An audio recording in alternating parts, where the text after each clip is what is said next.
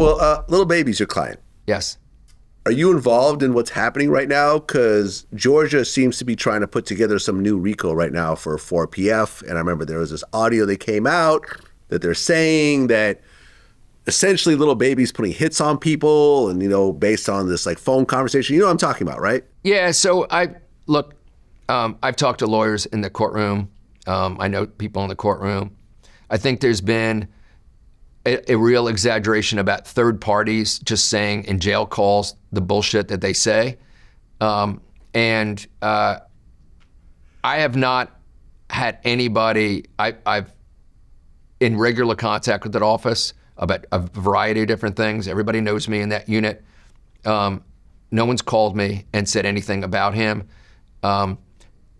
Really the biggest thing is that an officer goes and makes a statement about a video shoot and calls him a name for doing the shoot there. And so, Vlad, this kind of goes back to the consistent theme of law enforcement and prosecutors not understanding the subject matter of the music world. Because if you remember, the officer that started this whole chain of events called him a coward for doing a video at the shopping center, right? Anybody that understands the music industry, particularly of somebody of international fame like Lil Baby, understands that it's not Dominique Jones and two buddies showing up with an iPhone at a shopping center to do a video shoot, that there are transactional relationships, there are corporations that are involved, there are multiple documents that are signed, contracts, agreements, security measures, everything that goes on for that event to take place.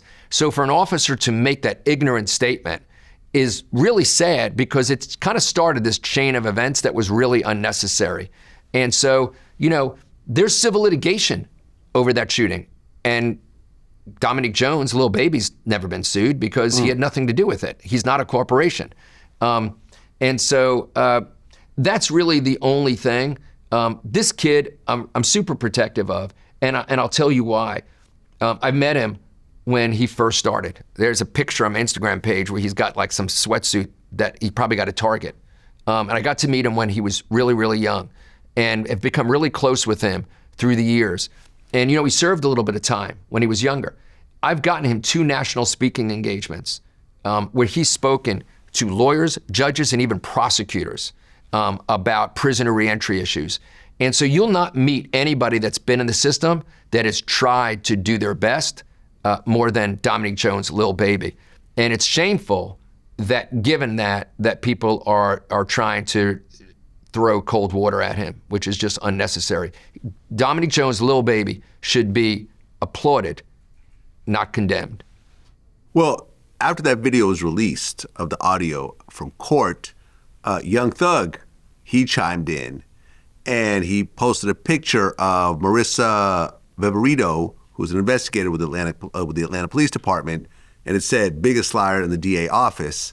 And they actually tried to violate his probation with that tweet. Ultimately, Brian Steele stepped in and the judge sided with Young Thug. But that seemed like a dangerous kind of thing to play around with. What was your take on that tweet, and could it have gone the other way with a different judge?